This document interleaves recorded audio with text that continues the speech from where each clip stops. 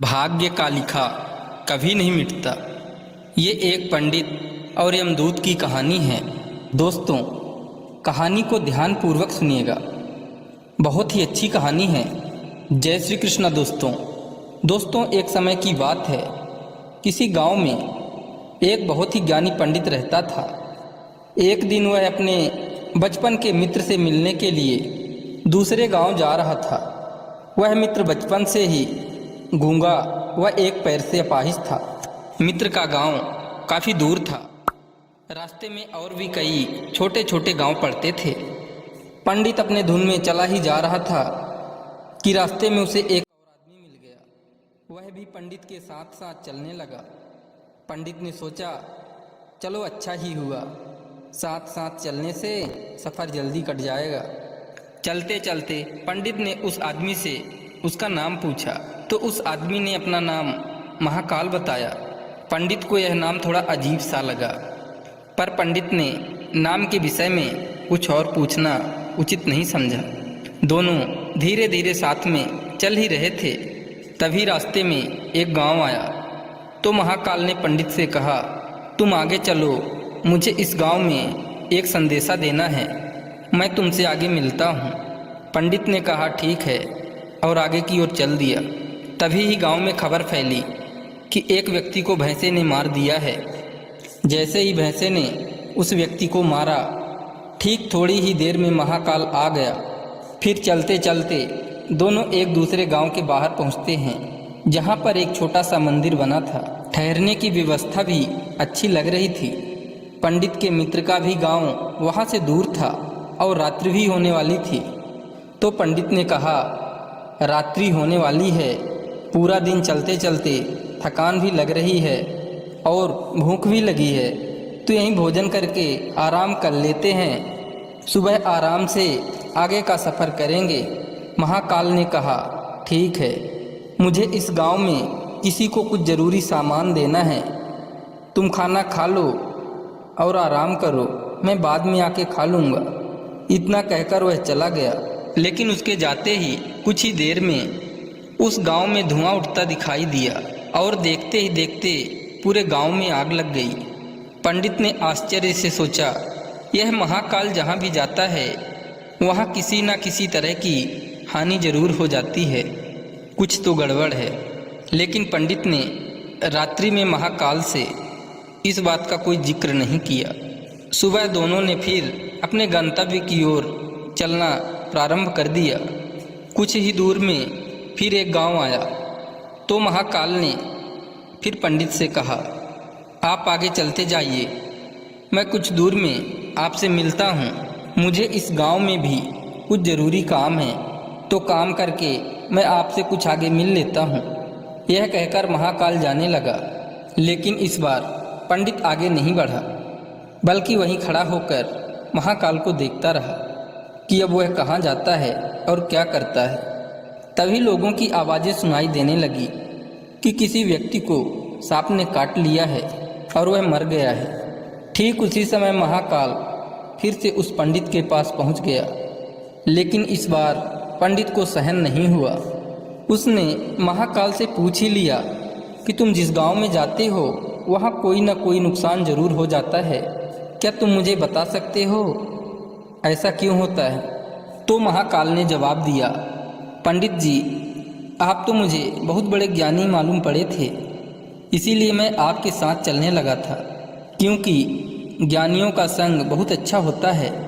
परंतु आप अभी तक समझ नहीं पाए मैं कौन हूँ। पंडित ने कहा, मैं समझ गया हूँ, लेकिन मुझे कुछ शंका है।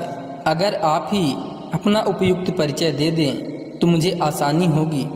तो महाकाल ने जवाब दिया, मैं यमदूत हूँ और यमराज की आज्ञा से उन लोगों के प्राण हरण करता हूँ जिनकी आयु पूर्ण हो चुकी है।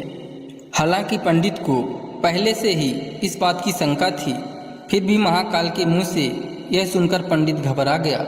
लेकिन फिर से हिम्मत करके पूछा, अगर ऐसी बात है और तुम सचमुच ही यमदूत हो तो बताओ, अगली मृत्यु किसकी है? यमदूत ने जवाब दिया, अगली मृत्यु तुम्हारे उसी मित्र की है जिससे तुम मिलने जा रहे हो। और उसकी मृत्यु का कारण भी तुम ही बनोगे। यह बात सुनकर पंडित सहम सा गया और सोच में पड़ गया कि वास्तव में यदि यह महाकाल यमदूत हुआ तो उसकी बात भी सही होगी और उसके कारण मेरे बचपन के सबसे घनिष्ठ मित्र की मृत्यु हो जाएगी। इसलिए अच्छा यही होगा कि मैं अपने मित्र से मिलने ही न जाऊं। कम से कम मैं तो उसकी मृत्यु का कारण नहीं बनूंगा। महाकाल ने कहा, तुम जो सोच रहे हो वह सब मुझे पता है, मगर तुम्हारे अपने मित्र से मिलने न जाने से नियति नहीं बदल जाएगी। तुम्हारे मित्र की मृत्यु निश्चित है और वह अगले कुछ ही क्षणों में घटित होने वाली है। महाकाल के मुंह से ऐसी बातें सुनकर पंडित को झटका सा लगा, क्योंकि महाकाल ने उसके मन की बात जान ली थी, जो एक साधारण व्यक्ति के लिए संभव नहीं है। अब पंडित को विश्वास हो गया कि यह महाकाल सचमुच में ही यमदूत है, इसलिए वह मित्र के मृत्यु का कारण न बने, इस कारण वह पीछे की ओर मुड़ा और अपने गांव की ओर जाने लगा। परंतु जैसे ही पंडित मुड़ा, उसका मित्र तेजी से उसकी ओर आता दिखाई दिया, जो पंडित को देखकर अत्यंत प्रसन्न दिख रहा था। अपने मित्र के आने की गति को देखकर पंडित को ऐसा लगा जैसे कि उसका मित्र काफी समय से उसके पीछे ही आ रहा है, लेकिन वह बचपन से ही गूंगा था और पैर से अपाहिज था, इसलिए न तो पंडित तक पहुंच पा रहा था और न ही पंडित को आवाज़ देकर रोक पा रहा था। लेकिन जैसे ही वह पंडित के पास पहुंचा, अचानक उसकी मृत्यु हो गई। पंडित हक्का बक्का होकर महाकाल की ओर देखने लगा, जैसे कि वह पूछना चाह रहा हो कि आखिर क्या हुआ। महाकाल ने पंडित के मन की बात समझ गया और बोला, तुम्हारा मित्र पिछले गांव से ही पीछे पीछे आ रहा था, लेकिन वह अपाहिज और गूंगा होने की वजह से तुम तक नहीं पहुंच सका। उसने अपनी संपूर्ण ताकत लगाकर तुम तक पहुंचने की कोशिश की, लेकिन बुढ़ापे में बचपन जैसी ताकत नहीं होती, इसलिए हृदयाघात के कारण तुम्हारे मित्र की मृत्यु हो गई। क्योंकि तुमसे मिलने के लिए वह अपनी सीमाओं को लांघते हुए तुमसे मिलने के लिए पीछे पीछे भाग रहा था, इसलिए अपने मित्र के मृत्यु का कारण तुम ही बने। अब पंडित को विश्वास हो चुका था कि सचमुच में महाकाल एक यमदूत है और उसका कार्य जीवों के प्राण हरना है। पंडित एक ज्ञानी व्यक्ति था, इसलिए यह भी जानता था कि मृत्यु पर किसी का बस नहीं चलता। सभी जीवों को एक न एक दिन तो मरना ही है। यही सोचकर उसने अपने आप को संभाल लिया, लेकिन अचानक पंडित के मन में स्वयं की मृत्यु के बारे में जानने की इच्छा हुई। इसलिए उसने महाकाल से कहा, जब मृत्यु मेरे मित्र की होनी थी तो तुम शुरू से ही मेरे साथ क्यों चल रहे थे?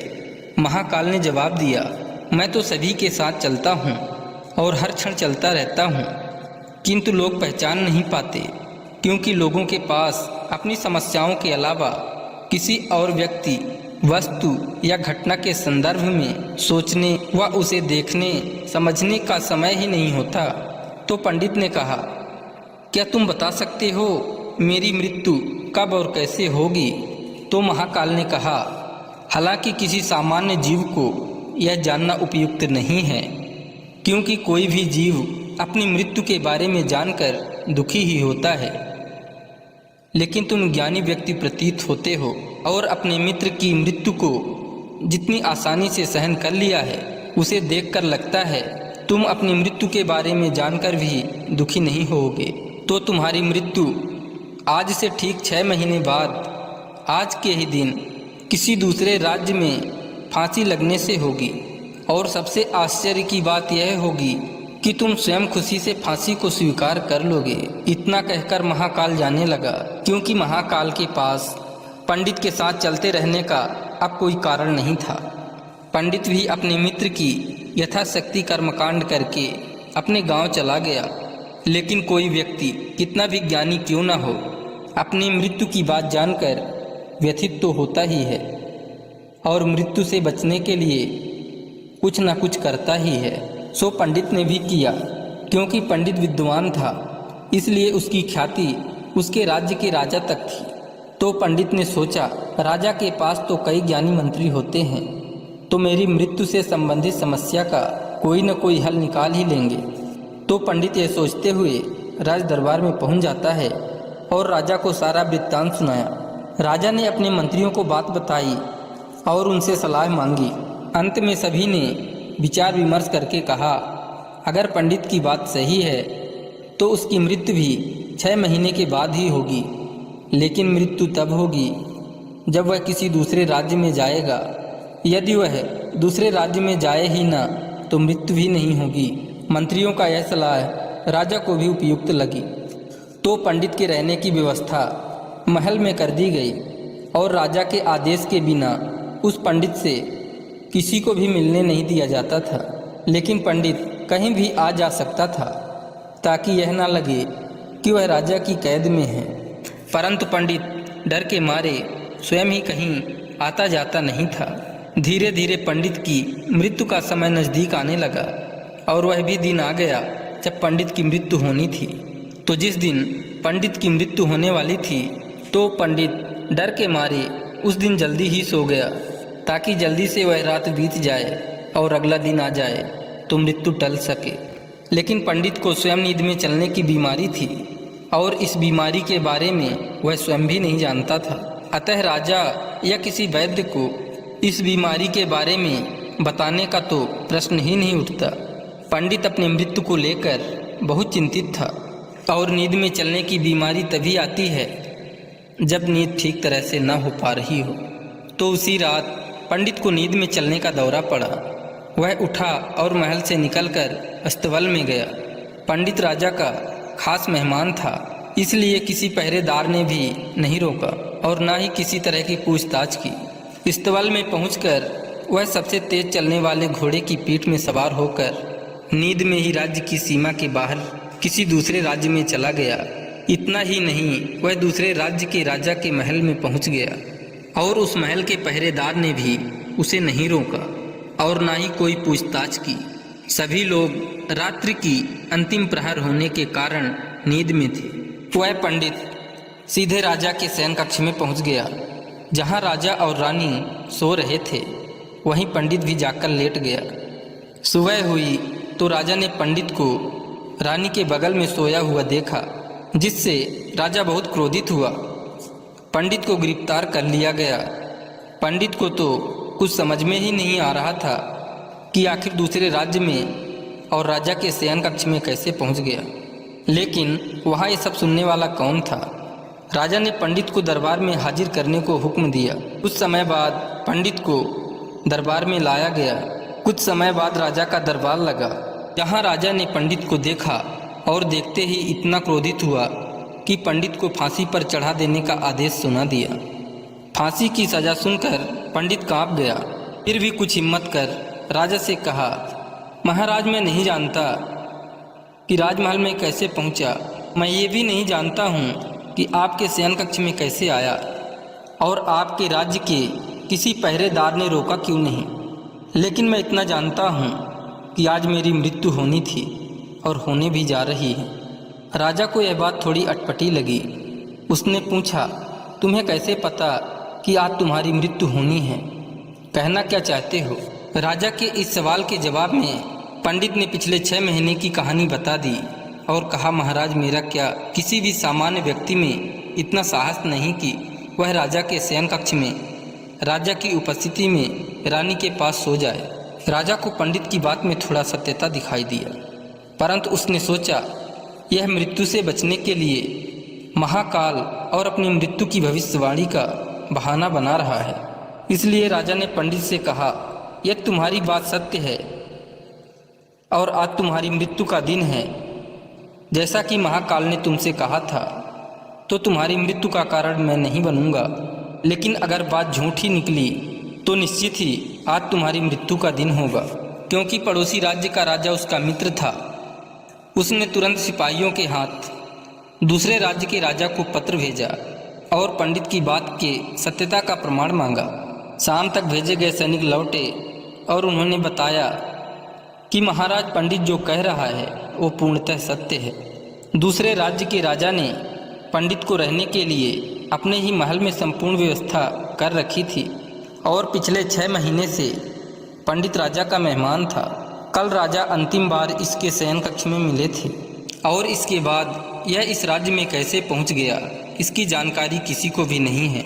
इसलिए उस राज्य के राजा के अनुसार पंडित को फांसी की सज़ा देना उचित नहीं है। लेकिन राजा के लिए एक नई समस्या आ गई, क्योंकि उसने बिना कुछ जाने ही पंडित को फांसी की सज़ा सुना दी थी। इसलिए अगर पंडित को फांसी न दी जाए तो राजा के कथन का अपमान हो जाए, और अगर राजा के द्वारा दी गई सज़ा का मान रखा जाए तो पंडित की बिना वजह ही मृत्यु हो जाए। राजा ने अपने सभी मंत्रियों से इस बात की चर्चा की।